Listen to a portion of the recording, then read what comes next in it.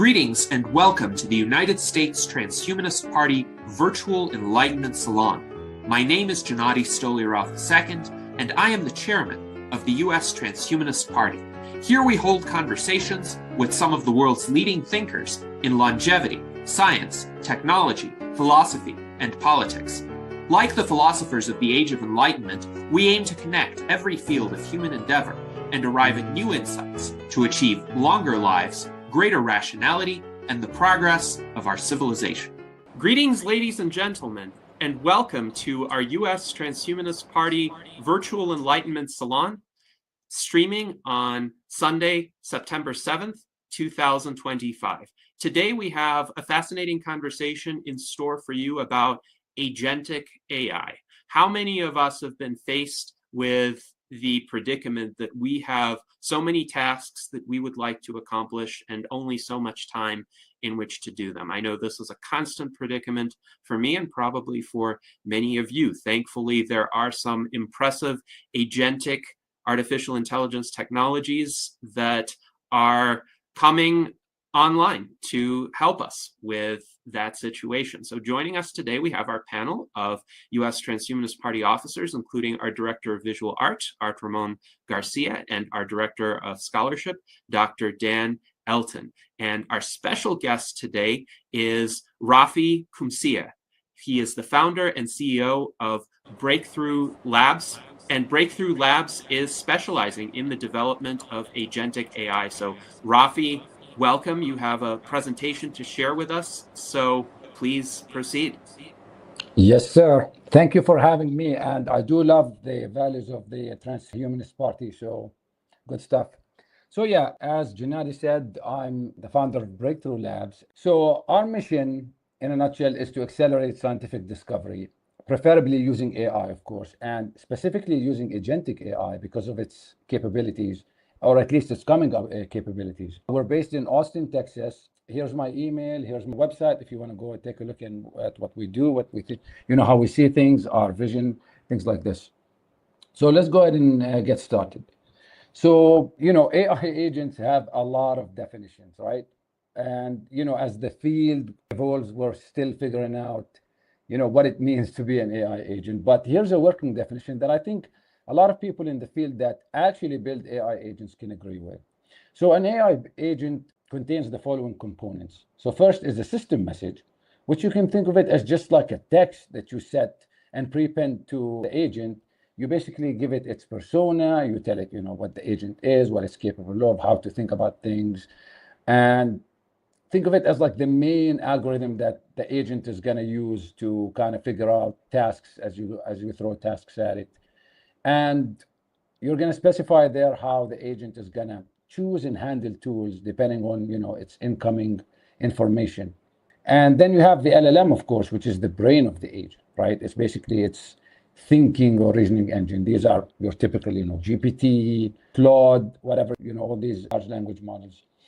And then very importantly are the tools that the agent can use. Basically, these are the possible actions that the agent can take. Do you want the agent to read files? Do you want it to be able to write files? Do you want it to search the internet? Do you want it to access a database or make a call to a service, like a journal or something to pull some papers, research papers, things like this?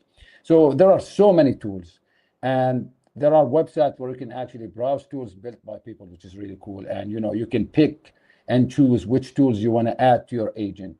And of course, there are some other capabilities like planning and memory, and these can be framed as tools too. You can say that, hey, like, here's a service that you can call to make a plan or write a plan or create a plan, or you can simply write a plan to a file and then refer to that plan later. And of course, memory is a big deal for agents. We'll talk about this later, but memory is the next frontier in my opinion. And I think even OpenAI, if you follow, you would see that Sam Altman is also mentioning that memory is the thing they're going to be working on, and we'll talk about this later. Okay, so just to kind of give you an idea of what an agent is. So here's a typical research process or a pipeline, right? You got the idea generation and literature review, then you go into planning and experiment design, then you prepare the experiment and you execute it and then you get the results, then you do some data analysis, and then you write the report. And some people review it, and that's basically a pipeline of how research is done. And of course, AI agents can help us along every step of the way, right? Almost. So I can tell you that for idea generation, for example, literature review, you could have an AI agent go out and collect all the relevant papers to the topic you're interested in, right?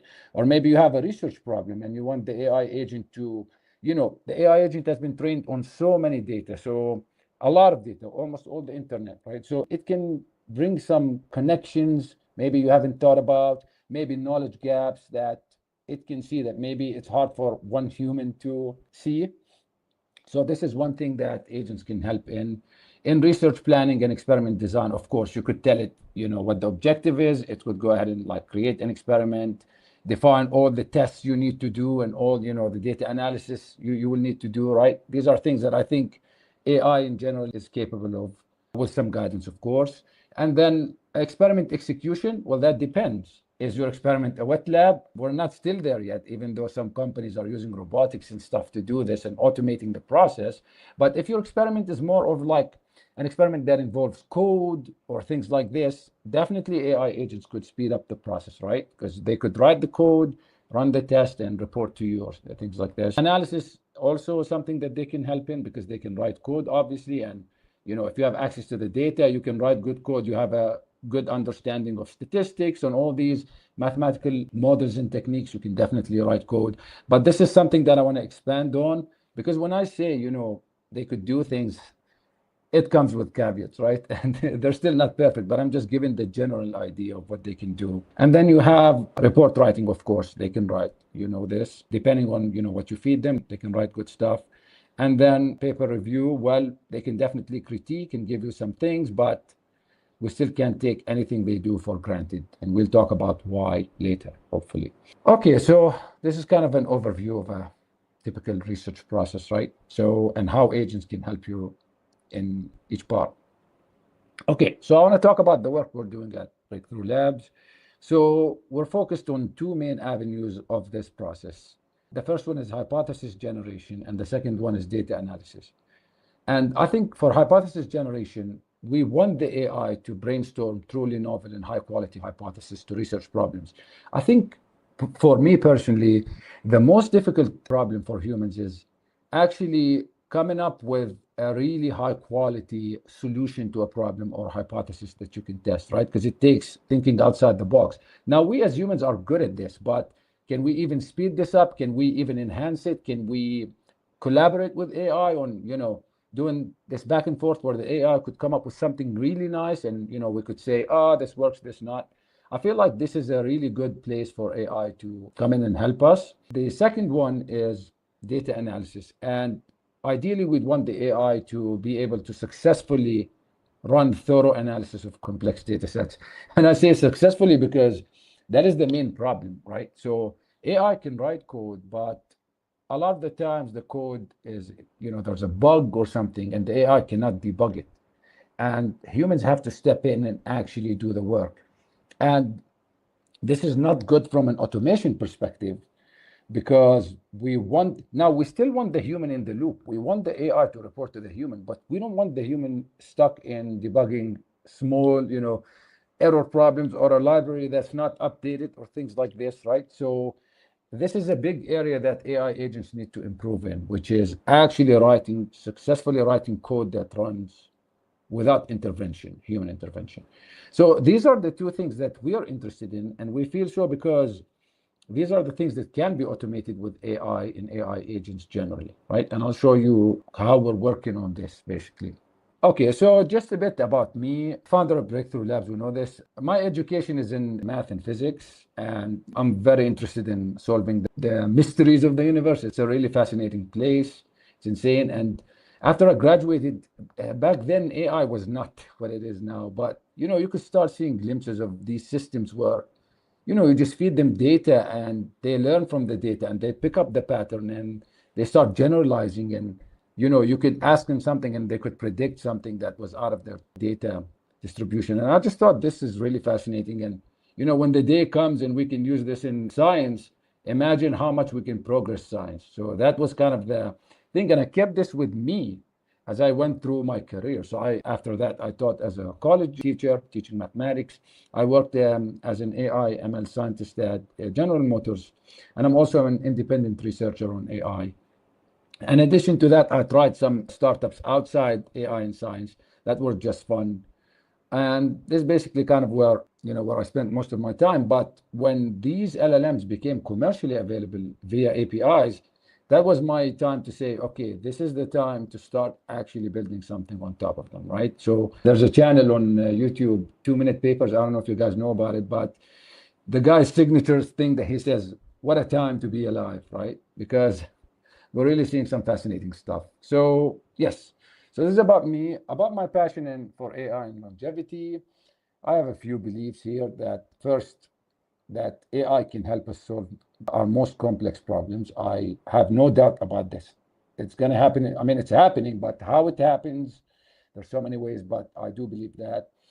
I believe that the study of AI is fascinating, and it is a study of nature itself, because even humans, right? Because we're learning about the world and we're kind of condensing and storing what we observe in this nature and universe in our heads. And somehow the models inside our heads are actually a reflection of reality, right? In some ways. So this is really fascinating. And then the belief that existence can be beautiful, right? And it's our collective duty to ensure that it is for everyone and everything, that it is beautiful, right? So, and I feel like this probably connects with the transhumanist beliefs, right? Because we can do that. We're strong enough. We're smart enough to. So, and now we have beautiful tools, so we can't complain. We just got to do it. Okay, so this is about me a bit, but now let's go back to talking about what we do at Breakthrough Labs, which is accelerating hypothesis generation and data analysis, right?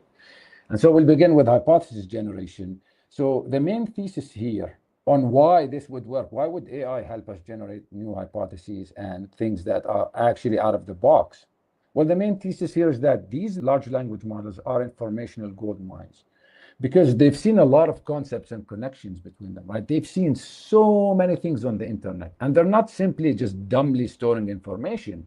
There's actually a lot of abstractions happening inside, right? A lot of analogies, just based on the architecture itself, right?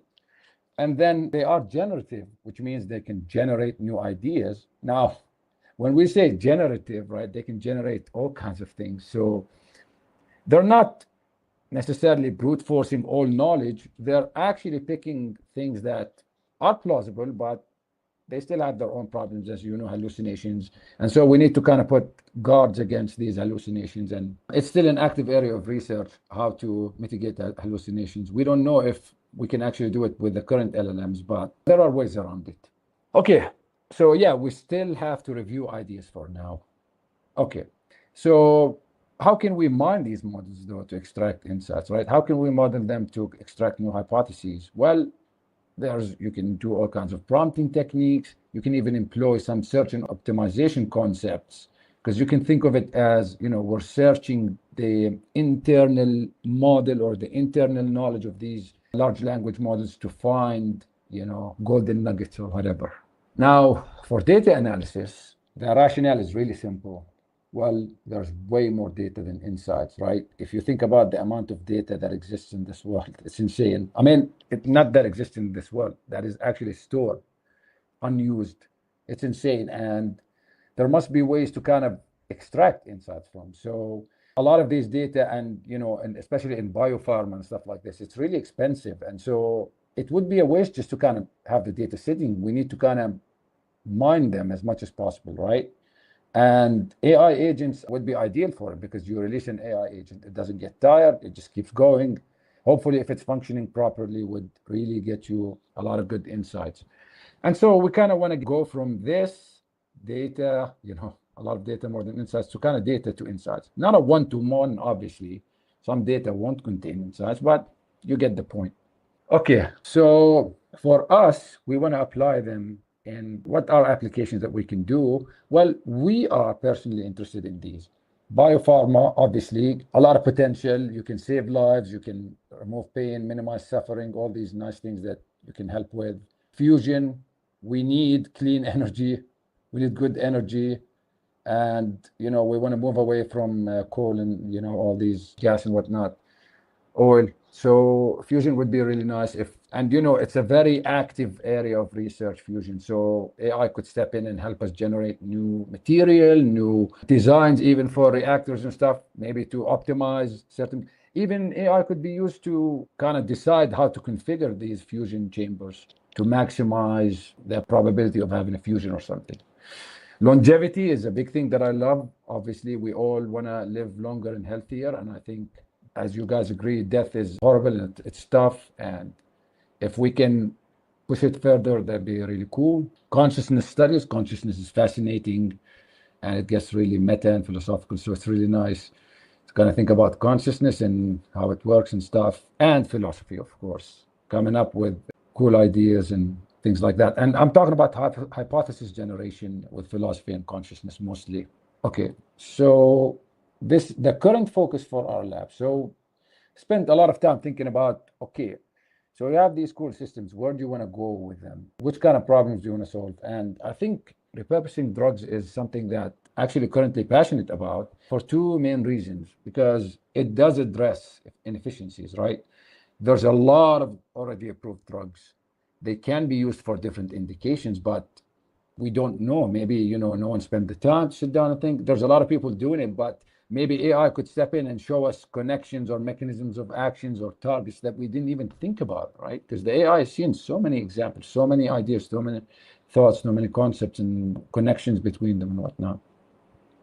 And because it actually saves lives and minimizes suffering. So especially in rare diseases, because the monetary incentive for biopharma is low in rare diseases because the amount of people that have these diseases is low. And so they don't have incentive to spend so much research doing it. And so if you can repurpose a drug and help these people, that would be really awesome, you know? So we're working on repurposing drugs right now. And I have to say, I'm not an expert in biopharma. I'm learning this as I go, but I think that based on what I'm seeing, that there's a lot of potential there. So what's the progress right now for our product? Well, we have Aristotle is in beta and Gauss is under development. So Aristotle is a hypothesis generation platform to generate novel solutions to research problems. And I can show you a demo of it at some point. And you have Gauss, which is the autonomous AI data analyst agent that analyzes complex biopharma clinical data, right? So when you have clinical data, you need to kind of extract insights from it and stuff. You would release Gauss on it, and hopefully Gauss will report some nice insights for clinical trial managers and VPs and stuff like this. Okay, so just to show you kind of quickly what Aristotle looks like, you define a problem, kind of give it, you know, the problem statement, if you want to give it an objective, and then a criteria of what the solutions you expect to be, what the solutions should be to your problems, or, you know, what kind of solutions you're looking for. And then here's the problem definition. And then you run Aristotle and he starts providing you solutions. For example, this is a solution to this. This is something about hair loss, but this is the solution, gives you a score, rationale, process. And you can do so much with the solution. You can interact with it. You can expand on it. You can talk to the AI about it. You can see the detailed score on. There's a lot you can do. So I don't want to go into the details. Maybe if we do a demo, I can show you how it looks like. But it's really cool. I use it myself and I enjoy it. And we have researchers from Mayo Clinic using it for a rare disease that we can talk about later too. Okay. So yeah, just a shameless plug. Just wanted to say, if you're interested or anyone watching in, you know, trying Aristotle for research problem, feel free to reach out. Of course, I'm not charging or anything. I just want to provide value and see that actually Aristotle is bringing some cool hypotheses or solutions to problems. That would make my day. So as for Gauss, it's still under development, of course, but if you want to kind of think about what it does, well, you would feed it like, you know, some clinical trial data for diabetes. It would go ahead and analyze the data, go through the whole process, and then it would generate a list of repurposing opportunities that you can explore if you want. And this helps biopharma kind of recoup some of the losses that, you know, if the failed clinical trial happens, it costs like $1 billion or something, around $1 billion for a failed drug. So if you can recoup some of that, it would be really helpful. And so what are the challenges now? Well, there's a lot of challenges, but I just kind of put a few here. So for hypothesis generation, hallucinations is a big problem, right? So when I first started working with some researchers, the AI would come up with facts that actually don't even exist. And, the researchers were frustrated. We kept iterating and, building guards against hallucinations. And I think we have a fairly nice, like a stable version now that doesn't do that. But yeah, basically it hallucinates facts and uses them as premises in other arguments. And then novelty, it's really hard to judge the novelty of a solution, right? And also, novelty is one of these tricky things. Like it cannot exist in literature, but how much are you okay with, right? How much are you okay with? Maybe someone thought about it in one paper. Would you discard that completely? Well, it would be useful for another researcher to see because they won't otherwise see it. So novelty is a big problem, but we're working on it to make sure that the solutions are truly novel and helpful at the same time. For data analysis, some of the challenges are, of course, I told you coding, they still write bugs, and then we have to come in manually and fix them. Well, that doesn't work because it takes a lot of time from the researchers that should be spending their time doing something maybe higher level, And then memory, agents forget what they are doing, and then they go into infinite loops. I know people who build agents probably feel this. It's a real pain because basically the problem becomes, okay, well, what goes into the prompt, right? How do you make sure that the agent doesn't forget what it was doing, especially for a long, complex task, right? Because most of our tasks are complex as humans, but we can mentally track, oh, I was here, I was doing that, I remember this. Well, agents can't do that. If it's out of the context, game over. So you need to figure out how to kind of manage the context, right? And planning, of course, agents do not handle long-term plans well. There are a lot of hacks that people are doing, but I think there's still a lot of work to do in planning. And this is also an active area of research for us at Breakthrough Labs. Okay. So this is just, I was just talking about us mainly and, the problems we face and stuff. But since, Gennady, you asked me to kind of mention a bit about the state of AI agents, I thought I'd conclude a few slides kind of just to show you. So there's a lot of projects actually, and a lot of academic projects that are working on AI for science, which is really fascinating.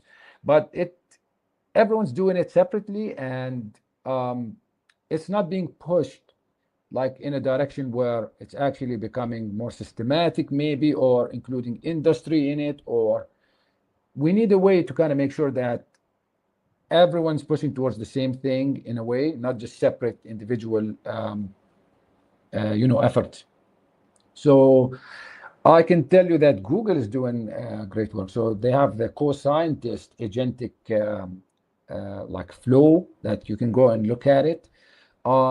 But basically, it's an agentic system. It's a bunch of AI agents that you give it a research problem, and it does literature review.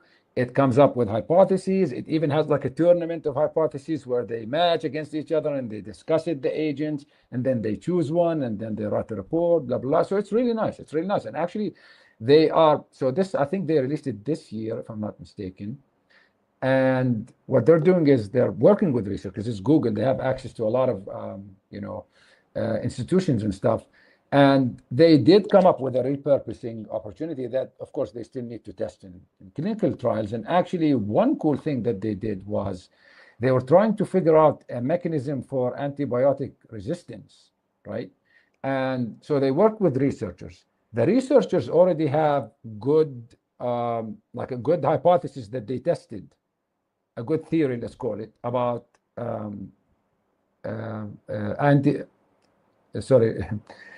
antibiotic resistance.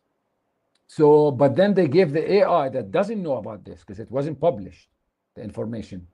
They gave the AI the same problem, and the AI ended up on the same conclusion as these guys.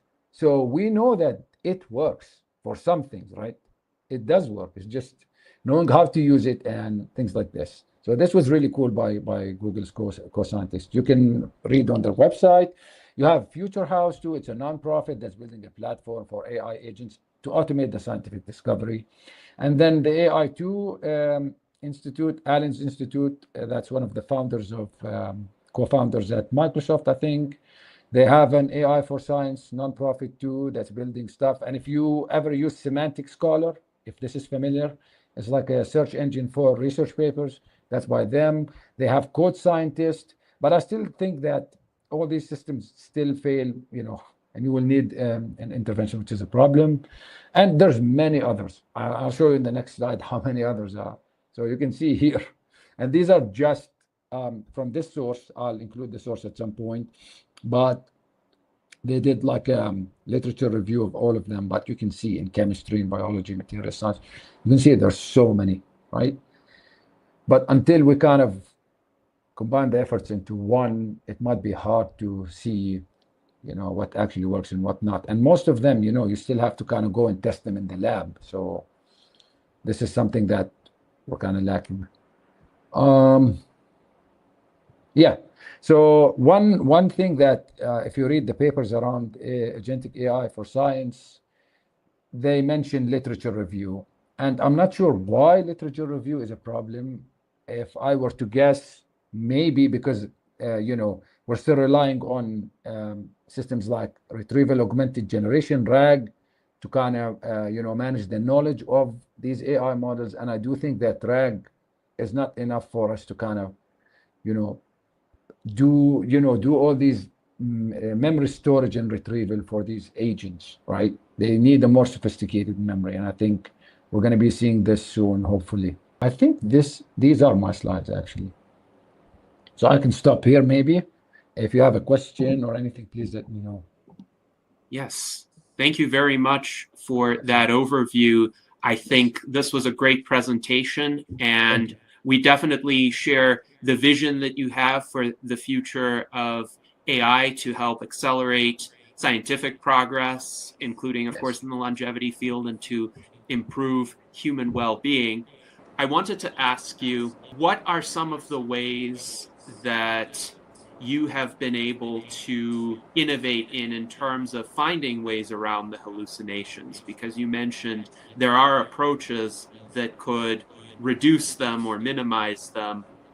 What are some of those approaches? So before I talk about what I do, I think hallucinations are kind of intrinsic to LLMs because of the way we sample the responses, right? When we sample a response, we don't associate an uncertainty level with it, right? So when you say the cat and then it guesses jumped, right? When we select that, we don't include a metric of how uncertain the model is. We just say it is what it is, right? And this is kind of a problem because, this is one problem. The second problem is that they are probabilistic models, and some things, just because something is probable, it doesn't mean it happens all the time, right? Or something like this, like factuality and probability are not necessarily 100% one to one, right? So these are problems that I think they're just intrinsic to the system. So it's okay. But what we can do to mitigate that is we can put guards, right? So let's say you have an agent that generates ideas. Well, you can have an agent that kind of facts check as much as they can, or maybe go and, do a literature review, or like just go and find things that, it could critique the idea, and then you'd have to determine, yes or no on that. So that's one way to do it that I think is really easy, and it's like the low-hanging fruit, basically. Yes, thank you for that answer. And I'm curious also, you mentioned literature review being one of the main challenges for AI agents. And I've noticed for just ordinary large language models, if one can call them that, it's possible to get hallucinated citations. So that has been a pitfall for many users who try to, for instance, get some sort of outline of published research on a subject, and then there are hallucinated citations. There has even been a situation where a legal team tried to argue a case before a court, and the AI hallucinated the legal precedents. So what are some of the ways around that problem that you're aware of so that you know that your AI agent is always citing research that actually exists? Right. So with RAG, if you're familiar with RAG or retrieval augmented generation, so it's not very efficient in my opinion. It's not the way to go, but you can include the link that the thing came from. But the problem is, with RAG, you're basically, let's say you take a paper, you chunk it into paragraphs, and then you store each paragraph. And then, when the user asks something, you try to find the paragraphs that match the query the most. The process is inefficient, but it does address the hallucination part for the most part, because you're literally including the link in the database. So it's not even an AI process. It's like just a database management process, right? So if the AI pulls a chunk, it's going to include the link with it. Now, is it relevant or not? Maybe not, but it does kind of mitigate that reference problem, right? The reference at least. But the problem with RAG and literature review in general is that, the context is, let's say 100,000 tokens, right? So, but the amount of literature that exists out there is so huge, right? And so the question becomes, well, how does the agent have access to all this information? And how do you decide what information to pull for the agent to process at any given time? So it's a really tricky problem, because the way we do it, now they're using like something called a knowledge graph. I don't know if you're familiar with. It's more sophisticated tools to kind of like store the information of all the literature papers out there, but the agent still has to retrieve them and reason and rationalize about them.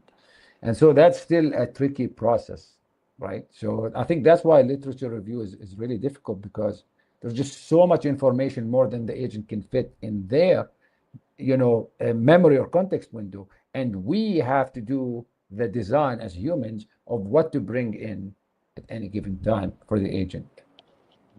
Yes, I don't know if thank that you. made sense. I hope it made sense, but It does make sense to me. Now, in terms of what we bring in, my next question is about prompting. So one aspect of various large language models that I have encountered is that if you ask them in just a basic way to multiply two large numbers, they will right. give an answer, but the answer will be approximate. It will be accurate to about three Mhm. significant figures.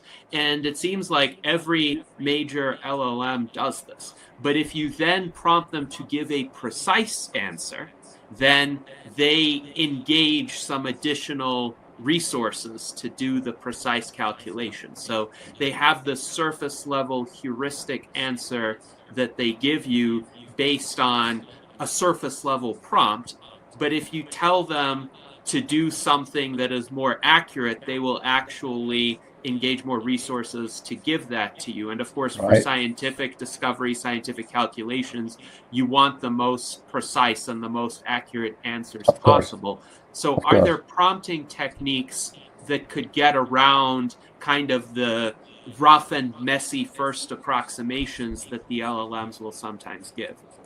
Yeah, but just to be precise a bit, I think with numbers, they probably use code to figure that out. I don't think they can, like maybe they can do some numbers, but when it gets crazy, I just don't think, because of the way they tokenize inputs and stuff, I don't know if they can actually do numbers. But maybe with these, I haven't tested it with like these new models, you can ask it to think more, and it starts like doing more, spending more resources, like you said, to figure that out. But I think generally, when you ask it to do numbers, maybe what's happening behind the scenes is that it's calling a tool, which is like, hey, I'm gonna write some code, or I'm using a calculator tool to kind of input these numbers and run some, some Python code or whatever, and bring you the answer.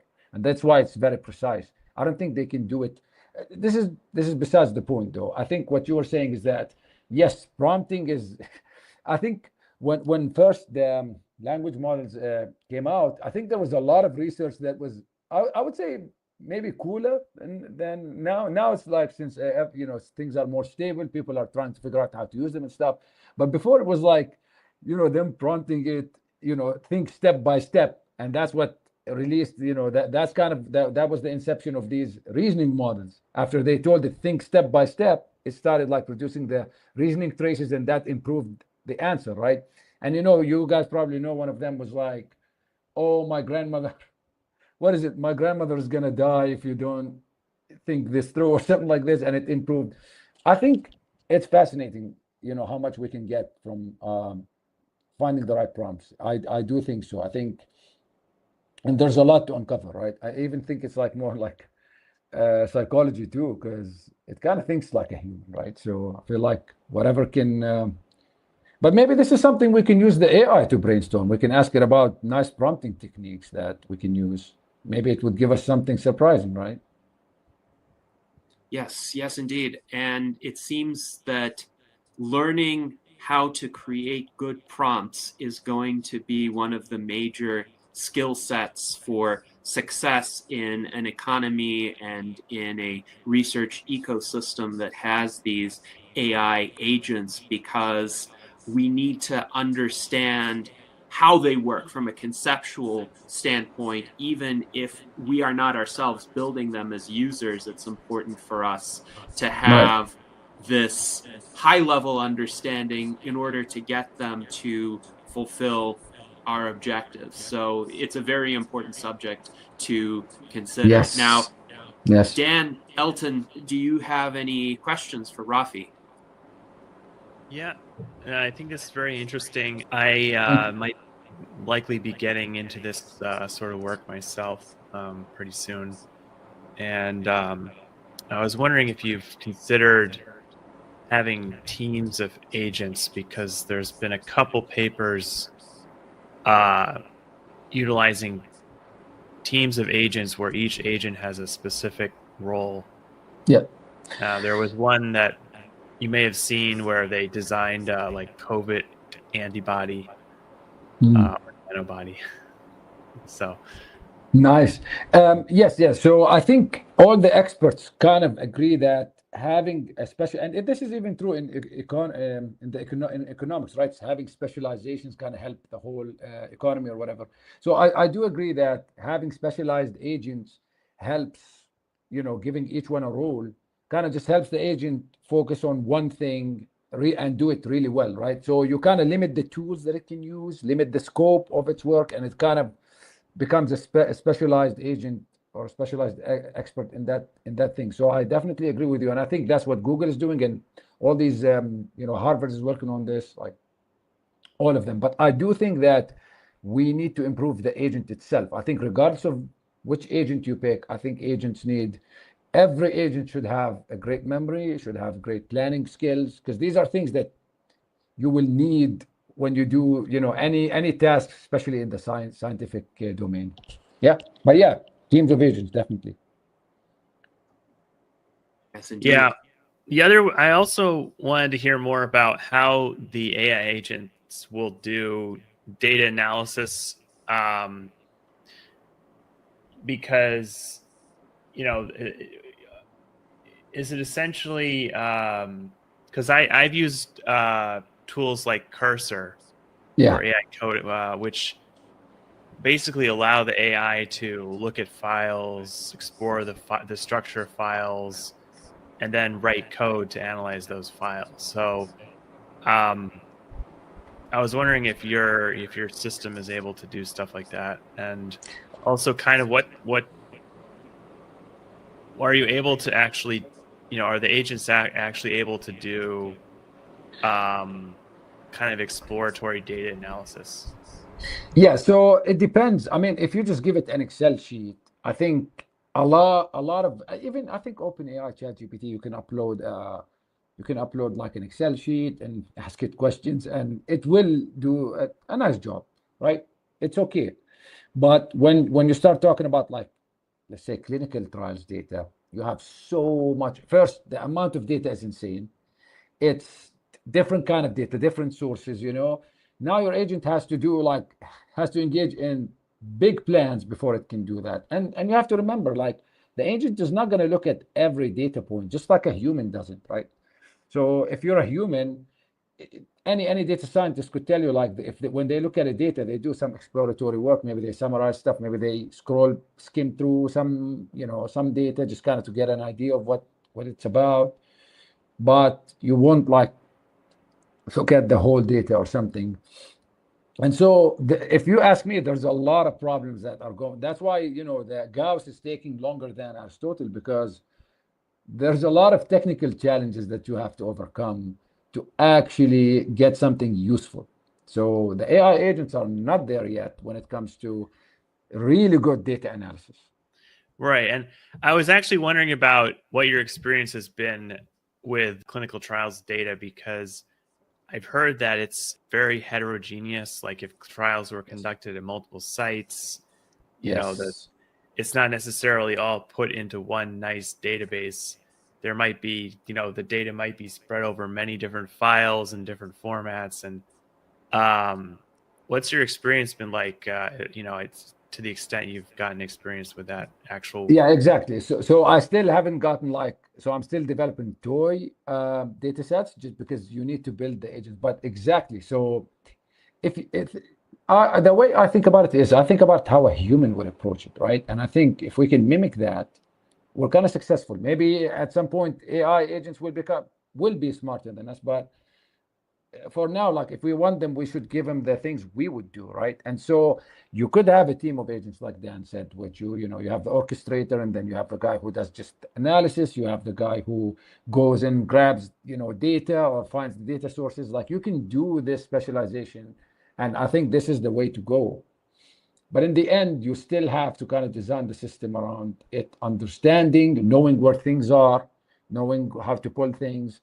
As long as you can put all this information into the context of an agent, I think it does a decent job into coming up with, a good next step or something like this, right?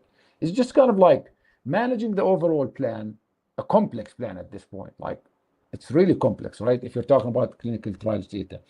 Writing code clearly without bugging out, because if you bug and the agent can't go look up, it gets really messy really quick with the coding. So I would say coding, just memory, knowing where things are, knowing what to pull, knowing where to find things, and planning. I think these three things, if you kind of like really come up with a high quality solution, I think we'll have awesome agents in every aspect.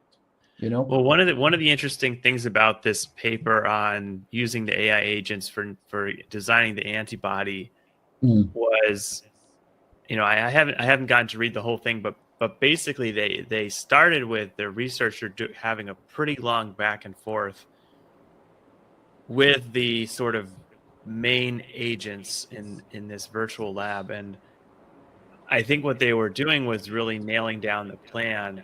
In the back and forth. So instead of putting in like one prompt and then just letting the AI go, there was an extended back and forth.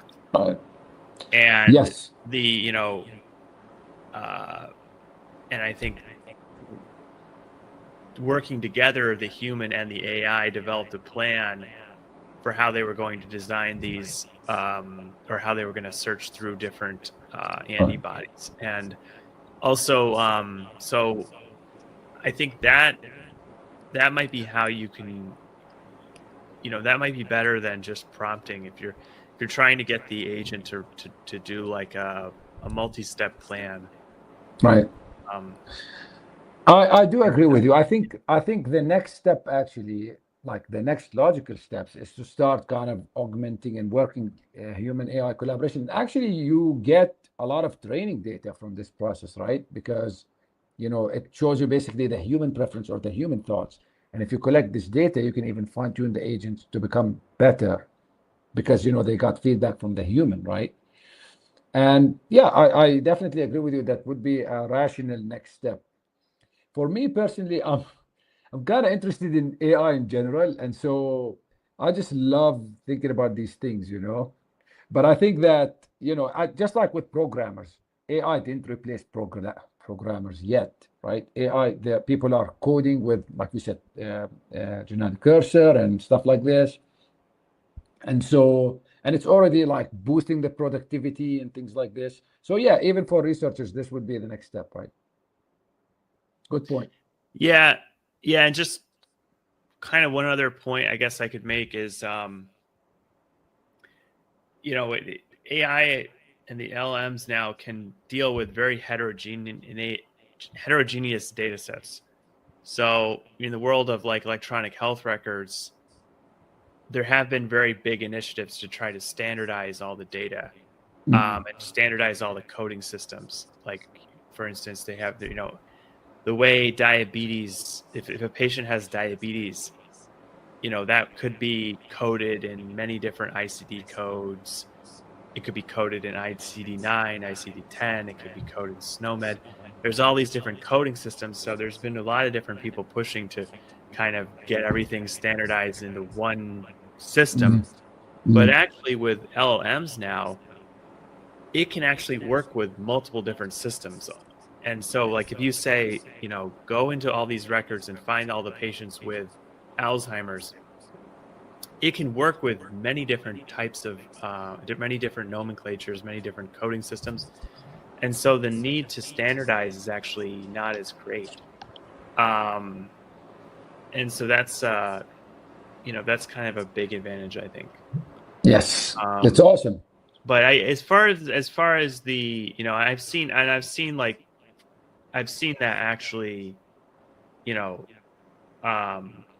work in practice. But as far as like the data analysis, I've seen it work in a small scale with like looking, asking it model to do to kind of replicate some results. But I don't know. I haven't seen it really at a larger scale yet. Like for instance, if you have, I'm wondering how you would approach like working with electronic health records and kind of doing hypothesis generation and using like a large electronic health records database. Right. Well, this is actually the challenge, right? This is precisely the challenge that, you could upload an Excel sheet. It could, because it's like a simple, table with few columns. It can like attempt to understand it, come up with, certain numbers that it could, summary statistics, whatever, and summary figures and show you. But when it comes to bigger things, we still have to figure that out, right? It can do it. It's just about managing that huge data set and knowing what to bring to the AI at any given point, and having the AI kind of have a plan around it. Yeah. What you could do is you could have it go through and look for like statistical associations, right? But then it also has to kind of do that in a rigorous way where it's rigorously tracking, like the false discovery rate, p-values, and all that, right? So it has to be. It seems doable, but that it could look for interesting statistical associations, but I have not seen anyone pull it off yet. That's exactly. Also would require a lot of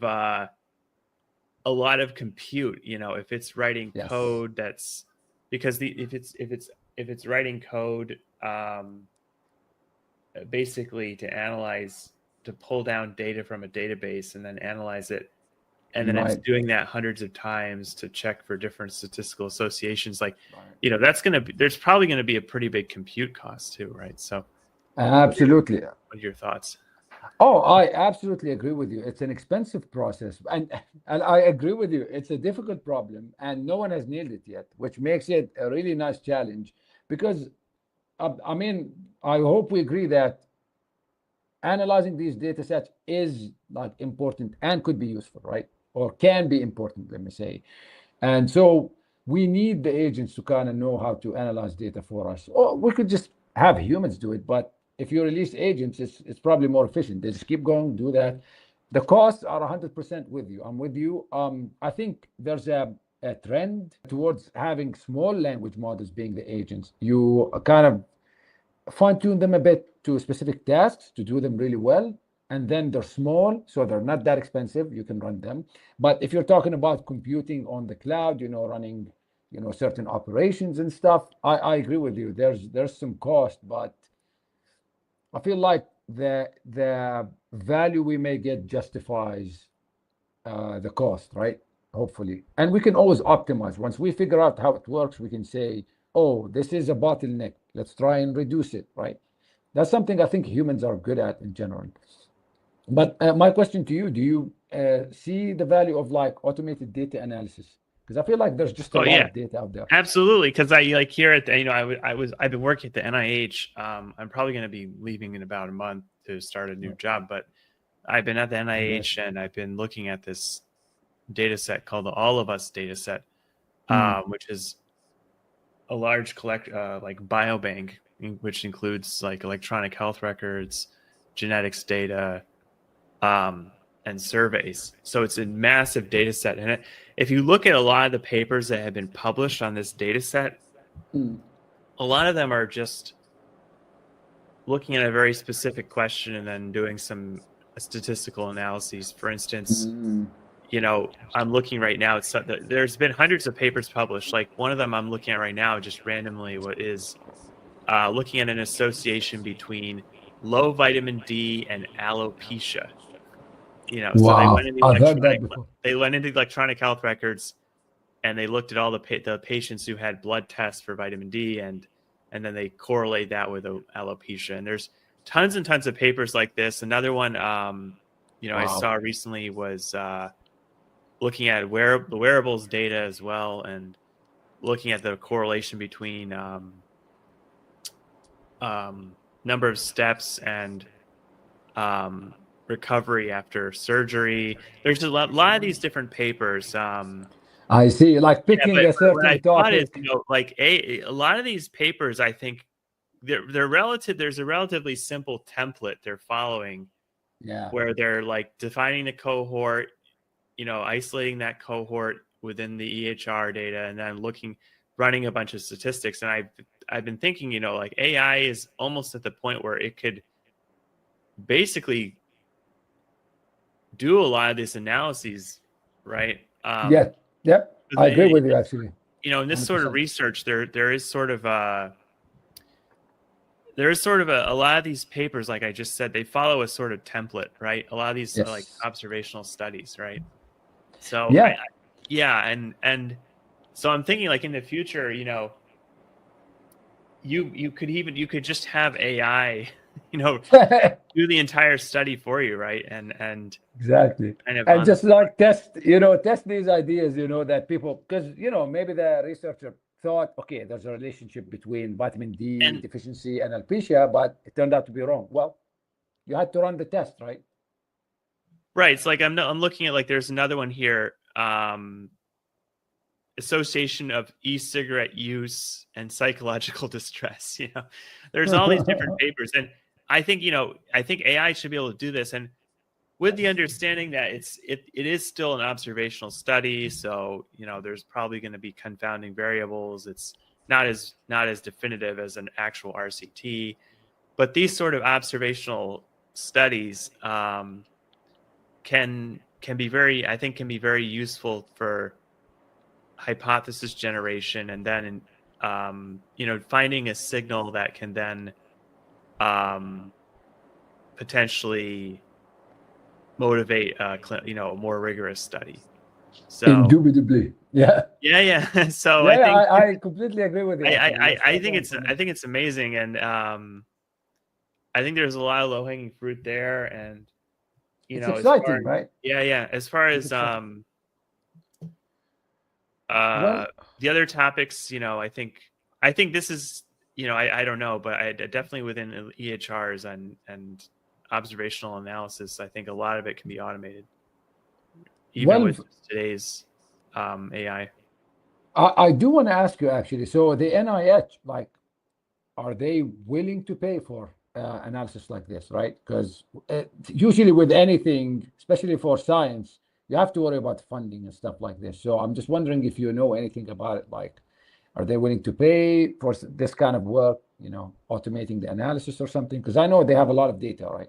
Well, there's a lot of data in the All of Us data set. I think that we can talk about this offline, like a little more, but the data is all in the cloud right now, and it's hard to actually link an LLM and give the LLM access to that data, and researchers are not allowed to download any of the data onto machines. So the only way to access the data is through this researcher workbench, and it's sort of a walled environment where it's hard to actually get. I don't know of any way to link an LLM or it's super hard to it. Yeah. So, but I think so that's one big issue right now. But as far as whether they're willing to pay, I would say probably, they would be. They already pay for a lot from Microsoft. Like recently they started providing licenses for Microsoft AI Copilot and Copilot Studio, which is mostly for summarizing documents that you have on your OneDrive and stuff like that.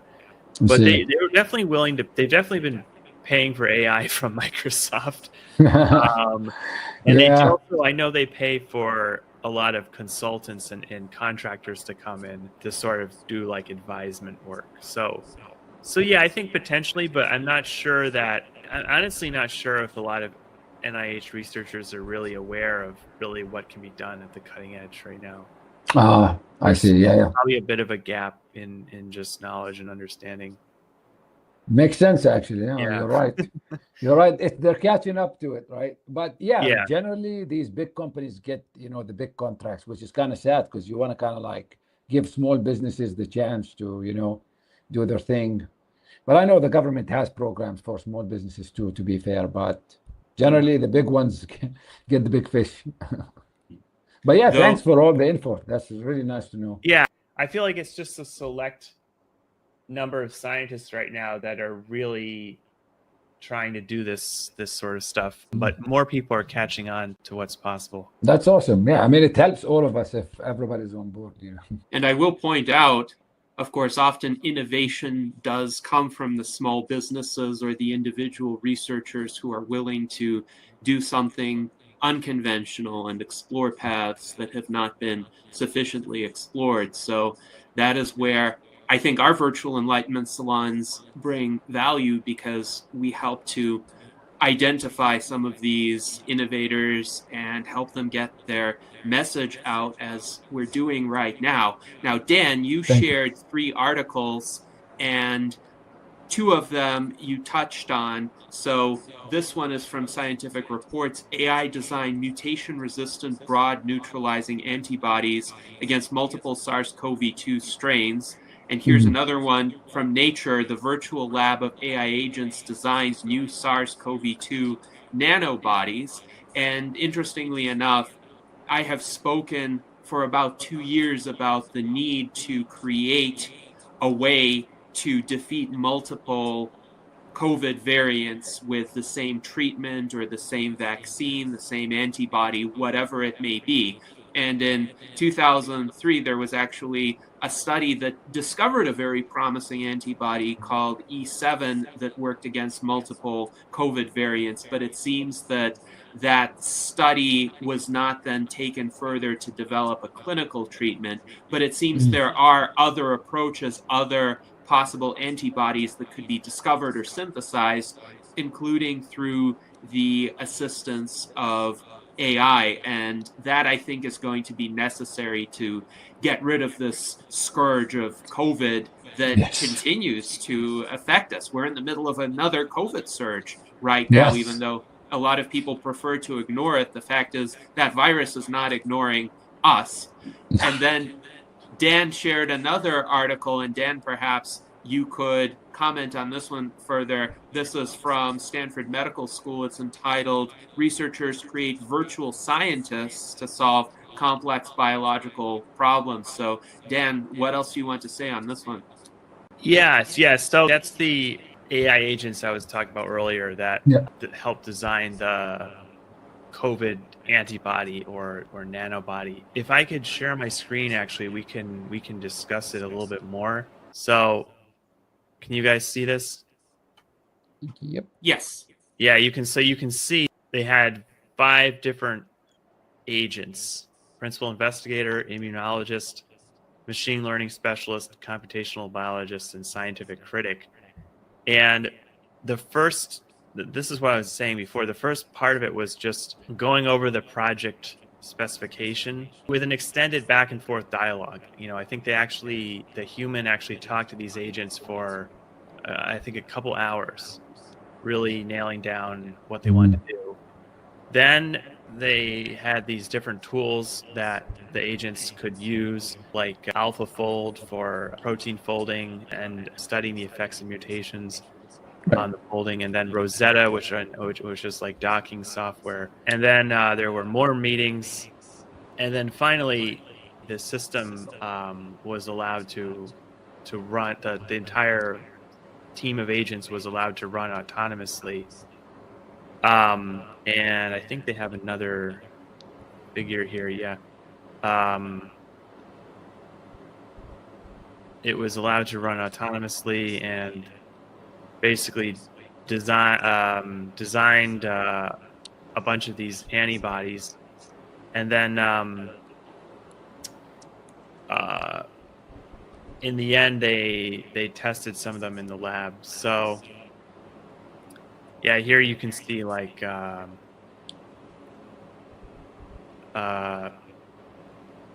some of the tools they were using, like AlphaFold, Rosetta. It's pretty cool. It's so cool. It's so cool. And I just want to comment, like, the nice part is that if you put the combinations of, different combinations of different agents with different tools, gives you different, ideas or different processes or different approaches. It's like, it's crazy, the possibilities, right? And the tools you give it, the choice of tools makes a difference. If you give it access to AlphaFold and you tell it this is what it does, well, the agent, imagine the possibilities of what the agent. It's just, in the end, even if they're not smarter than us, like, if they can automate and do things, just do more things for us that we just don't have the time, that's just, I think it's enough on its own at this moment, right? Yeah. And then the other link I just shared is to a researcher named Daria Nutmats, and he's been one of the people kind of at the forefront of all this, really pushing AI, because I think a lot of scientists got skeptical of AI. There were when ChatGPT came out, I think there was a lot of hype around using AI for science, and I think what happened was a lot of scientists tried it, and then they were running into the issue of hallucinations. Yep. And then there was also, I believe, Meta had an open source model called Galactica, or which really was a big flop. Do you remember that? Yeah. And they had this big AI for science model. I think it was called Galactica. Yep. And I don't know why it was hallucinating stuff like all over the place. So I think, a lot of scientists had just become very skeptical based on prior experience, but they don't realize that the newer generation of models have really advanced a lot, to the point where they're able to check their work. And I feel like, with the deep thinking, the models are much more careful about what they say, and they often will, if they're not sure about something, they'll do web searches to kind of check, the literature. And I feel like that, the issue of hallucinations has really declined a lot, to the point where I've almost never run into it personally. And I think maybe if you're getting into very esoteric topics, it could happen. But generally speaking, the models have gotten really better. And, a lot of the,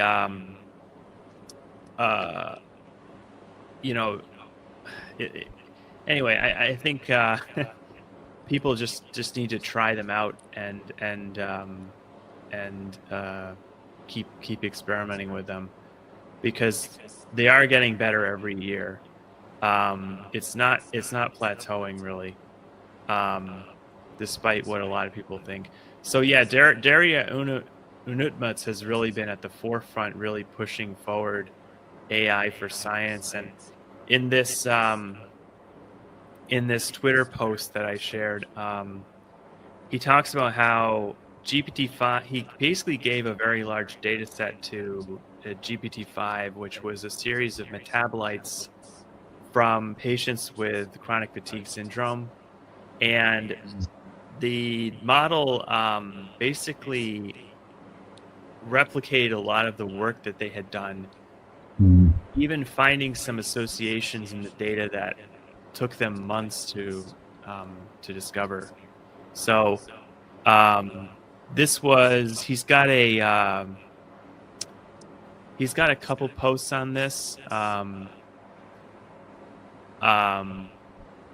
So, it's worth going through his feed and just reading some of his posts. Nice. I just want to add. Yeah, very, very interesting. Yeah, for sure. I mean, I do love Daria for this. I mean, he's just challenging everyone. It's like, just try it, stop. Here are some results, bring in some receipts. That's really cool. And I do want to say, even OpenAI had him on their YouTube channel, one of the videos featuring him. Yeah, I think he's really I think he's like an advisor to OpenAI now or something like that. Okay, so yeah. Yep. So he has stakes in it, but I mean, we can't say it's just purely monetary or something. Maybe he just believes it so. You know what it was? Actually, he says he got an OpenAI Pro grant. So he got a grant from OpenAI for free ChatGPT Pro. That's really cool. But I also think he might have some other relation as well. So yeah.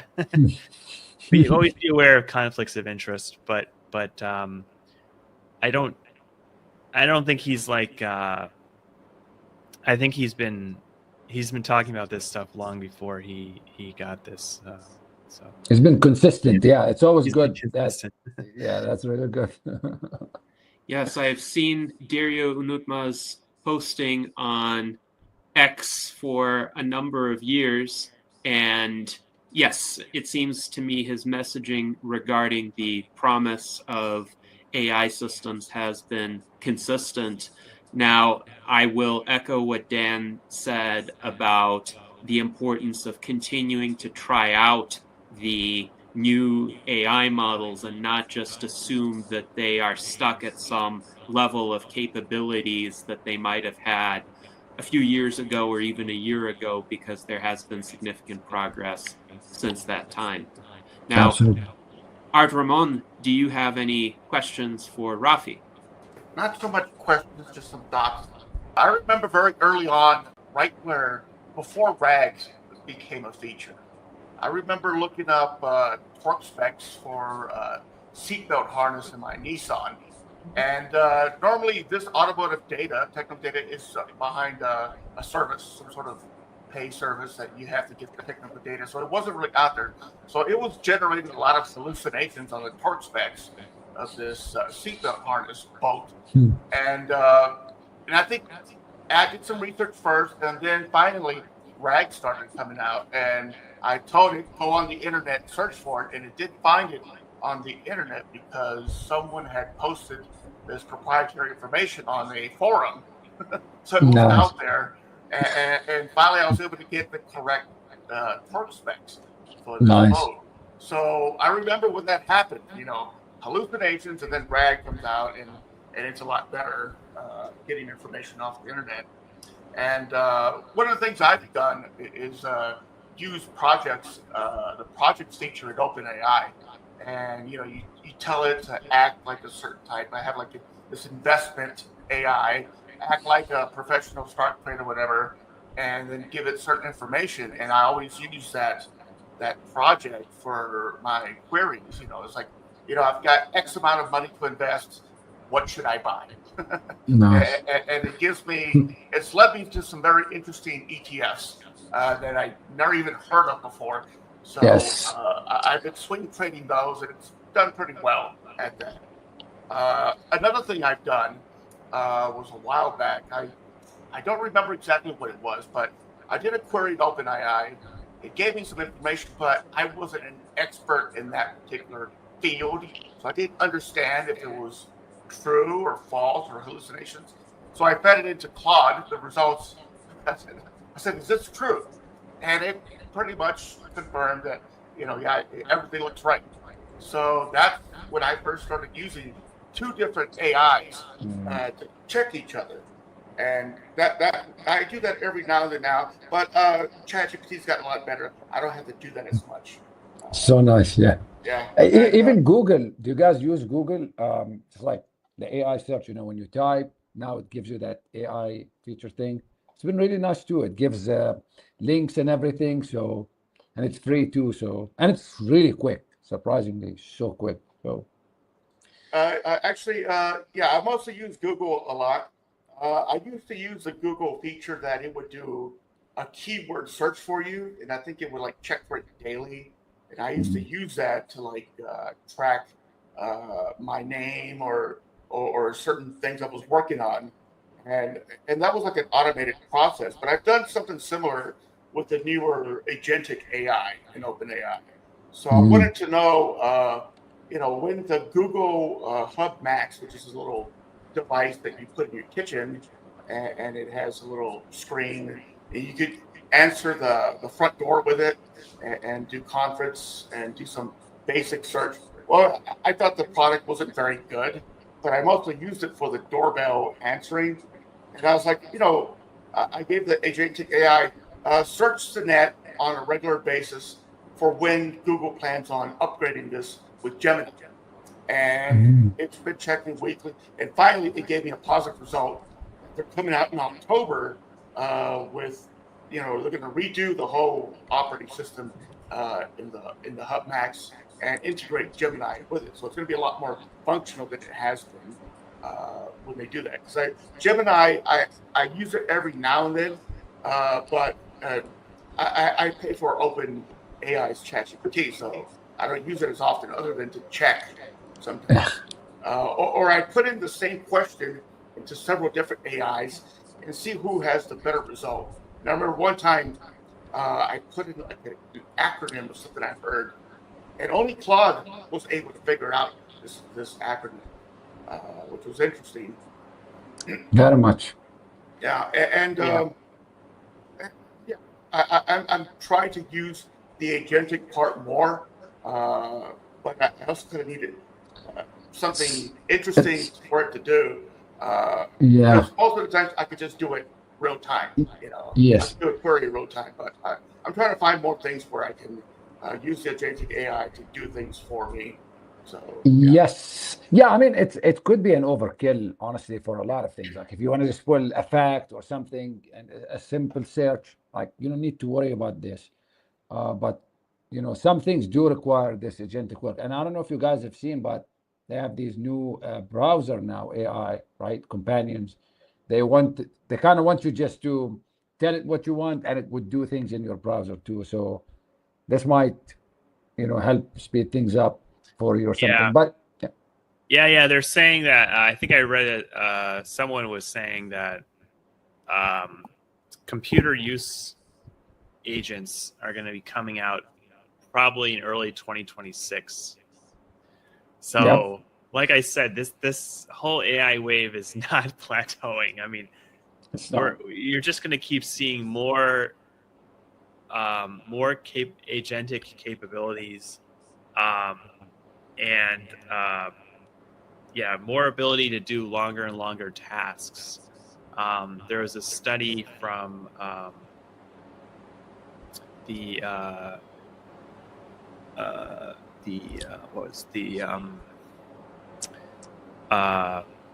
one of those places in Berkeley, the meter, I believe it's called METR,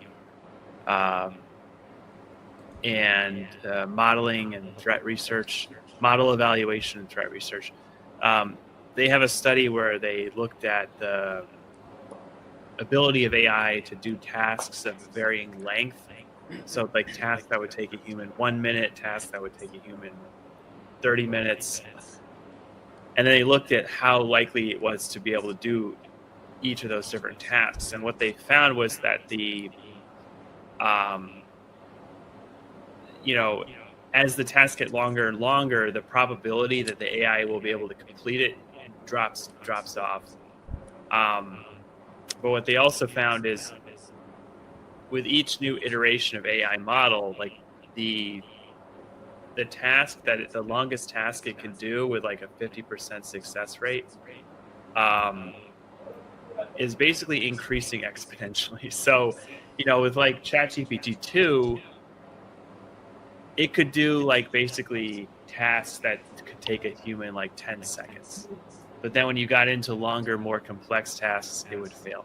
But now it's getting to, like with GPT-5, it's getting up to where it can do longer and longer tasks. So, like I said, all the signs are showing that it's the scaling is continuing. We're moving towards using more and more compute, and the development is really not plateauing. There's always a lot of news articles coming out saying AI is plateauing. But when you look at the data, when you look at the benchmark data, when you look at the data from METR, it's not plateauing. There might be a slight plateau, while we're waiting for the next GPU generation to come out, the next generation of GPUs. But over multiple, it's really just progressing on an exponential curve, basically kind of like Kurzweil predicted. A little bit different, but because we're moving more towards compute rather than larger and larger models. But basically an exponential curve. So that's where I've seen YouTubers say that it's going to replace a lot of entry level positions, because you can have that AI do all this entry level easy stuff. So a lot of entry level programmers aren't going to get hired now, because that's Agentic AI is going to do all that work. It's very tough for people that are just graduating college right now. I read that there's record unemployment among people who are graduating with CS majors. If you have some experience in data science or computer science, it's you might be able to get a job, but it's very tough right now and people are going to have to adapt. Yeah, but I mean, I feel like it's more on the policy side. People, like, how are we going to adapt? Because eventually AI will replace even blue-collar jobs. I mean, there's a lot of robotic innovations happening. So I feel like the conversation should be on the politics, politicians, policymakers, right? They need to start thinking about this. And I feel like these guys have no idea what's going on. It's like they don't represent us really, right? Yes. And this is where the Transhumanist Party comes in, because we actually have some ideas about how to help people deal with an environment that is quickly being reshaped by AI and automation, including, for instance, solutions like a universal basic income or a decoupling of meaning from what one does for a living, trying to cultivate a more flexible skill set that will persist even with advances in technology. Our 2024 presidential candidate, Tom Ross, made this a centerpiece of his campaign, essentially helping people to discover their unique human skill sets that cannot be as readily coded or automated away. And I think this is actually a good bridge to my question for you. What do you think will be the human skill sets that will persist in an environment of widespread AI agents? Let's say we have AI agents in our browsers. Let's say we have AI agents that could quickly perform various tasks like hypothesis generation or data analysis. What do you think will be the human contribution to interacting with these AI agents that is not going to go away or become obsolete anytime soon? If you're asking me, Gennady, I would say, I mean, it's honestly hard to tell, and the answer is that I don't know, but I can give you like hypotheses or whatever you want to call them. I would say the emotional part, maybe with the emotional touch, that emotional connection, maybe the creativity would still be, even though I really don't know, I'm saying it, but I really, when I think about it, I'm not sure because I don't know what creativity is, right? But I do agree with you that we should decouple, existence from what you do. Like, just because you exist, you have the right to a nice life and a decent life, and you can enjoy it without having to be good or great at something. And maybe the meaning is just to explore life and live it and see what's out there and be curious and maybe space travel, hopefully someday, live longer, be with your loved ones. Maybe we can provide all these things, but we have to talk about also if robots become sentient, how we, I mean, sentient also is a big word. Conscious, if you want to say, if they become conscious, how would we handle this? Like, it's kind of complicated too. Yes, absolutely. And we do have these kinds of conversations as well in the Transhumanist Party. We formulated the Transhumanist Bill of Rights version 3.0, which outlines a framework of essentially rights and how do we all get along if there are multiple types of conscious beings, if artificial general intelligence emerges and becomes sentient, or if we have even, say, uplifted animals, or we encounter extraterrestrial life forms, how do we have a framework of rights that allows all of us and humans and augmented humans to coexist peacefully and to benefit from that intellectual diversity? I think that's very important to consider. And having AIs now, and I think AIs that exist now and are going to exist for a while are still going to be tools, but the way they think, the way they generate ideas is a bit different from the way that humans think. And this will be good practice for us to become accustomed to what some have called alien minds, essentially, because in some ways they are already far beyond our current capabilities, but in other ways, perhaps we can go along certain paths more easily than they can. And there's a complementarity there, but there needs to be an understanding of both the capabilities and the limitations. Great points. Great points. And I do love the parties, just progressiveness, right? Just like looking forward. I think I do love this and appreciate it. And I think there's a lot to be done. And actually, it's an increasing movement, right? You probably know about Brian Johnson, right? Yes. So yeah, Brian Johnson is very bullish on this, and I think he probably agrees with most of the values, if not all of them. And so he would be a good person to kind of help push the agenda forward, right? And even he was meeting with other celebrities. Now, I hate the Kardashians, but he met with them and they help. If they say something, people listen. So it's nice to see the movement moving, right? But there's a lot of other issues we have to worry about as humans. Just the brutality of a lot of humans, that the way, you see these wars, these things, like it's kind of crazy that we have all this tech and we're still talking about these things. It's kind of depressing a bit, but I have faith in humanity.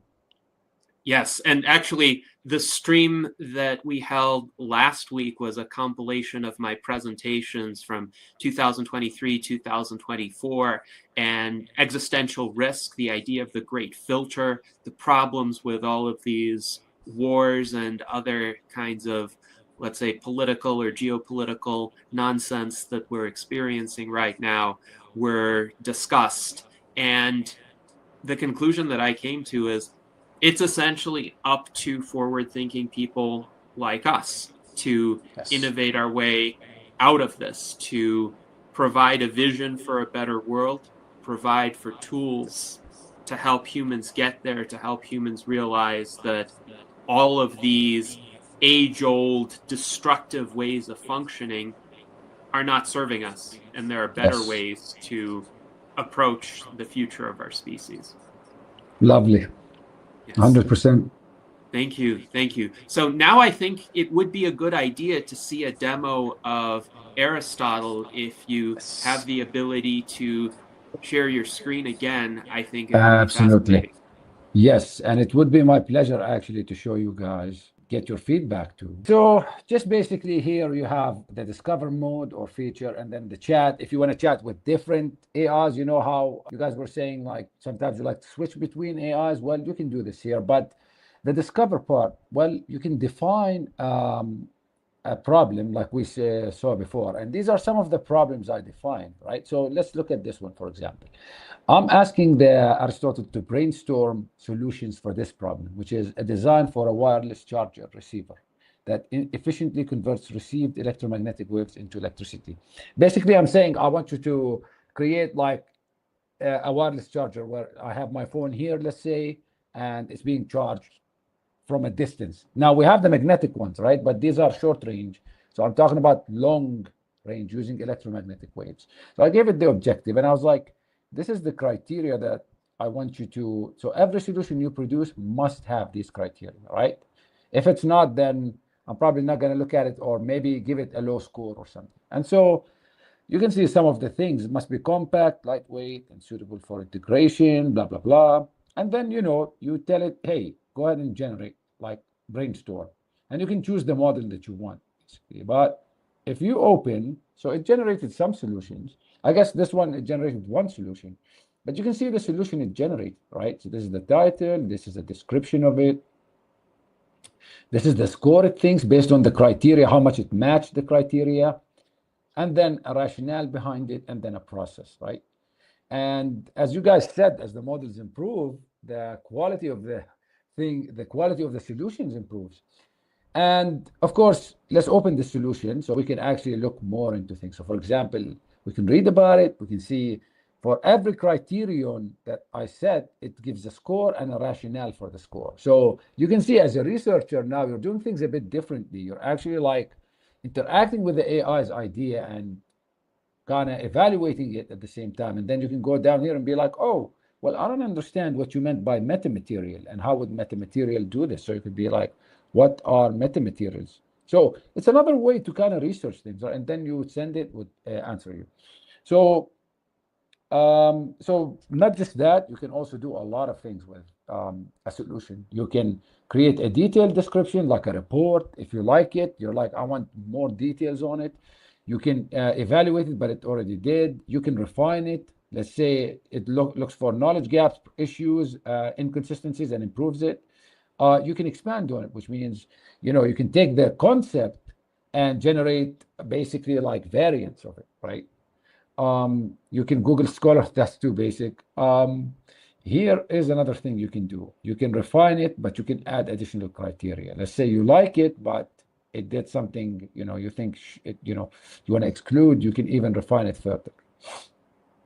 And so these are some of the things you can do. So I wanted to show you too that I was working with one of the researchers in Mayo Clinic trying to brainstorm repurposing opportunities for this disease.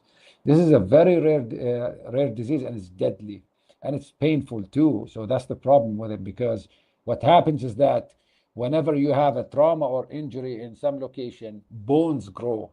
Imagine how painful this is. So the person ends up with bones outside their skeleton. It's horrible. And so they're trying to find repurposing opportunities. And so we ran the AI, and actually it came up with a lot of them. And based on the feedback, these solutions are not like the rationales are good. So last thing we checked was that some of them the researcher heard of. So that's the novelty part. Like you still need it to be more novel, but the rationales were good, which is a significant improvement from the previous iterations where it was hallucinating all kinds of facts, right? So yeah, I mean, I think this is what Aristotle is. You can define your own problems if you like, and I wanted to make it more social, where you can actually like comment. So different people can comment, have discussions. This way, like it's more of a social network than just just you interacting with the AI.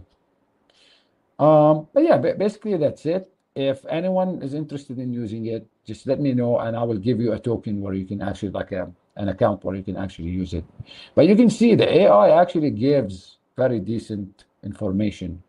And I think one of these drugs is actually something the researchers going to discuss with their co-workers. So maybe they will take it to clinical trials.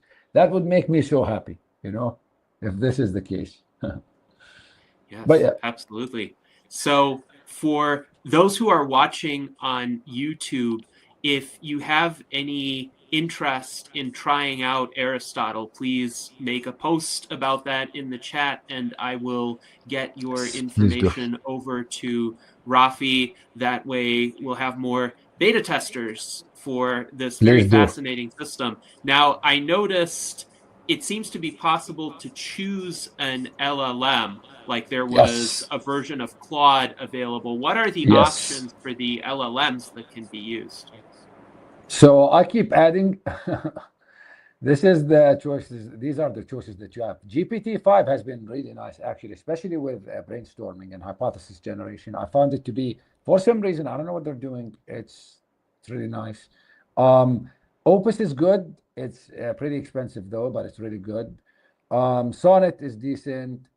Gemini with brainstorming has been 50-50. It's very critical of ideas to the point where nothing passes basically. But yeah, I mean, you have different, and even for the chat, I use it to do chat, and I'm very, with security, I'm very iffy.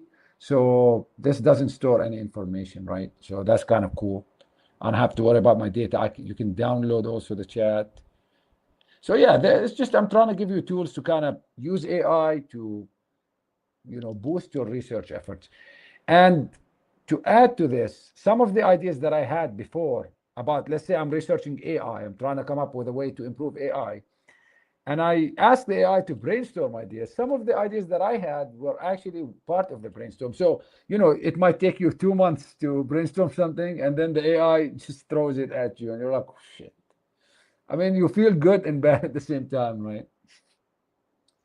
Yes. Well, it's really interesting that you can put in your criteria for what would constitute a good solution, and you can put in these parameters to guide the AI to essentially think in the directions that you would consider to be promising. But yes, I can see how you can put in an idea or the beginnings of an idea that you have had and have the AI take it further, expand upon it, provide more support or perhaps slightly different directions for it. Exactly. But yes, this could really augment human thinking. 100%. And I can tell you that, so for example, this is a fusion thing. I was working with some of the researchers. They wanted, for example, like, they're always trying, because with fusion, the chambers get super hot, especially when you're using plasma and stuff. And so they want to come up with innovations on the wall itself, because the wall starts getting damaged, right? So what do you do? And so you can ask, so they asked the AI. I didn't follow with them after, but just because, they get busy and stuff, but it did come up with interesting ideas, actually, that I was like, what? Like, could this actually work? It's just interesting. And these models are mostly just they're basically just using all the internal knowledge they have, right? They're not. Yes, sir. I was wondering how that works. Are they mostly using internal knowledge, or are some of these models like GPT-5 doing web searches and that sort of thing? That's a great question. But yes, off the shelf, I haven't done any fine tuning, which is another step that you can do if you want to go into this. You can actually fine tune it on the domain you're interested in. If you're going into a very specific subject, like I'm actually very interested in the drug repurposing application. We can talk about that later, but definitely we should. If you're going into something very specific like that, I imagine it would be useful if the model either does a Google Scholar search or Google search to find papers to read, or if you upload a bunch of papers, and then it can go through and look at specific like binding affinity values and stuff. Absolutely. And actually, I want to say this is a good use for an agent. So if you give it the right tools, like you shared with us, Dan, earlier, the AlphaFold tool, right? So imagine giving an agent like the right tools to go ahead and like research deeper into, let's say it picked an idea from here that has a high score, right? From this FOP. And yeah, like you said, it could actually go and start doing the actual research, because this is right now is just an idea. Yes, you have a rationale and maybe it makes sense. You still have to go in and like prove it, using whatever you can find out there. So that's where using tools would actually, one tool would be like, okay, searching PubMed. Another tool would be, looking at whatever medical or like, pharmacy tools that are out there, basically. But yeah, you let the AI figure that out. Yeah, that's basically what you're describing is the kind of like, I think where things are going in the future. So that's hopefully, I mean, honestly, we need this. We need tool use. Tool use, and then eventually, like I said, we're going to get computer use, where basically you don't even need an API. Like right now, you have to have a well-defined API, right? But a lot of older software and different software doesn't have an API. But with computer use, the agent will just be able to use a virtual mouse and click go through. Now, does it have a user memory, like everything, all your past queries and conversations? It's going to have access to all of that. Which one? Your model, your Aristotle. Oh, this one. Yes. I mean, I actually thought about this. I feel like this is the product that people are missing, but it's being added, right? But where do you see the value exactly of like having like a memory of what you do? Because I'm curious to know if it should be added. It's, let's say, like with me using ChatGPT, I could basically say, tell me about myself. And it already knows a lot about myself because of the past conversation. And it will actually make a pretty good summary of who I am from the past conversation. That wasn't present in the earlier versions of ChatGPT. Right. So, but yeah, that could be what do you call it? Not security, a privacy concern. Yes. But it's nice. How are you having? It's really nice. Right now, no memory, but you actually bring a good, I guess, direction for researchers, because I'm building for researchers more, right? Or people who like to learn and stuff. Doesn't have to be like, a researcher at an institute, but what you could do, so you could, whenever you give it a link or a paper, let's say you have a chat and you can add links, maybe it learns about every paper it saw, so that it can have a database of everything you fed it about your research, right? So this, I feel like, would be really useful for researchers. Some kind of memory, but it's not about you and your preferences necessarily. It's more about your research and what you've shown it. Because, you always have this paper, you're like, oh, I've read a paper about this, but I can't get to it. Well, how cool would it be if this model could just help you, search everything you've seen? In ChatGPT, you could search through all your past conversations you've had with it. So that makes it convenient to find, I've already figured this out in a previous conversation, but going through which one is a lot to go through. So I could just do a quick search and it'll come up with all the conversations. That's nice. Even without using that search feature, I could ask it, hey, go through all past conversations and remind me or summarize what we resolved in the past regarding this subject. And it could sort of do that. So, I mean, it is worth it, definitely. Maybe that would be a good project for me to integrate memory anyway, because I do want to integrate. I think memory is a big deal, right? It's the next innovation in these systems. So maybe. For sure. Yes. And I would say in terms of memory, having some sort of retention of prior papers or even prior hypotheses that were generated would be quite helpful. I'm reminded of Google's Notebook LM, which is different from other LLMs in the sense that it mostly operates on the materials that you feed to it, but you can have separate instances of Notebook LM, which are essentially independent of one another, and they can accommodate up to 50 sources each, and those could be research papers, they could be pages from a website, they could be YouTube videos. So you could already get a lot of interesting connections among the sources if you have up to 50. But what if you had a system like that, which also remembered past instances of materials that you fed into it, and over time, you could have hundreds or thousands of sources in there, and it would be able to make connections among them. I could see how for researchers that would be immensely helpful, especially if they are specialists in a particular discipline, so they know about a lot of the literature there and they want to feed that literature into the model, but maybe the model could discover some additional sources or have some additional sources that would also be helpful and would interact with the sources that the researcher put in.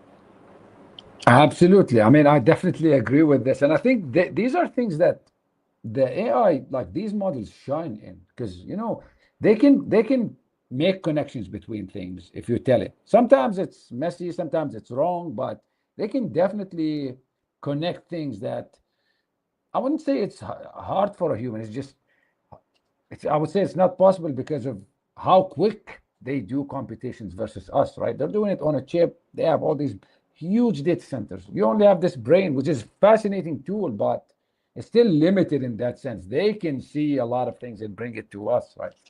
So that's really cool. Yes, absolutely.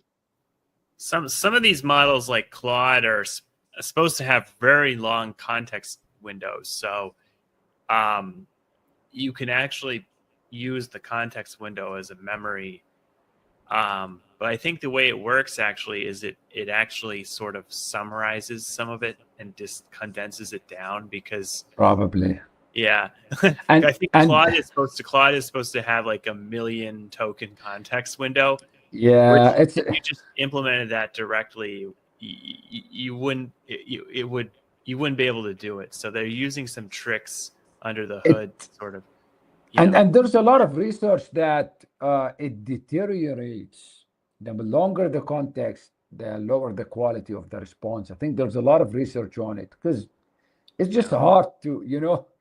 I mean, I respect what they're trying to do, and it helps a lot of users who want to feed a PDF or something. But there's a lot of research that's been done that, you know, it fails a lot of tasks, basic tasks. The longer the more context you feed it, basically. Yeah. And I think, you need to be careful about how, you know, what you feed into it, and you manage that properly and stuff like this. Yeah. But there's a simple way of implementing memory is just, having a persistent context. But yeah, it's absolutely. I think in the future there'll be more sophisticated ways of doing memory for sure. Absolutely. There's a lot of big players invested in it, so it's just a matter of time. So, what do you think it is that leads to this outcome? It seems counterintuitive. Like, one would imagine that the more information one feeds into a model or the more context it has, the better it would perform. But there does seem to be some model decay. And in part, it could be, let's say, an accumulation of errors if the model hallucinates a little bit in one response, and then it carries that forward and maybe amplifies it because it doesn't know that it's a hallucination and the user hasn't corrected it. That could be a form of model decay. But is there something else? Is there something more fundamental as to why a larger context could actually lead to poorer model performance? I would say, actually, that's a very good question. I would say, just like on top of my head, maybe it has to do with the transformer architecture, which is what these models are built on, right? So every token gets mixed with every other token, basically, right? So and I say mixed because literally it's called a transformer, because these, like the representation of each token is being transformed, right? It keeps getting transformed as it passes through these layers until the end.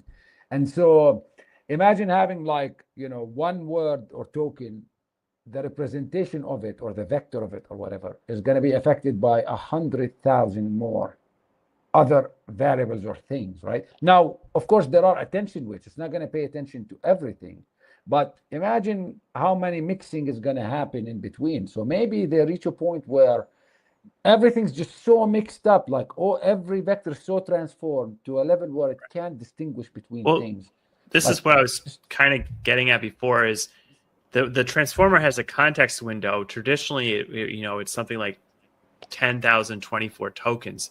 Right. And so as you're generating text and stuff, it's only able to see the last like 1024, or it can only see back as far as its context window. I see what you're saying. What happens is the amount of computation scales quadratically with the size of that. So, like as n squared. And so there are models that have like, quote, 1 million token context. But if you were to do that the traditional way, you wouldn't be able to do it. You wouldn't have enough compute. So they're actually, when they say it's 1 million token context window, that's actually a little bit misleading. Yeah. Because they're doing some sort of magical tricks under the hood. Like summarizing, like you said. That context. Yeah. So what they must be doing is they must be distilling that down into smaller bits. That's fair. I mean, what you were alluding to before is like if you feed in a 100-page PDF and it reads all the way through, and then you ask something about like what was on way back on page 1, it's not going to be able to answer that as well as if you ask something about like what was on like the last page it read. I see. Yeah. I think that might be kind of true. That's a good point. But that's a good point. The fact is, we don't really know exactly how they're implementing this ultra long context. But I mean, summary makes sense. It's not. They're distilling it down, basically. Yeah. They are. So, I mean, that's what humans do it, though, right? That's how humans do it, right? We kind of read a passage, we extract a useful, we move on, extract, right? So, kind of makes sense. Yeah.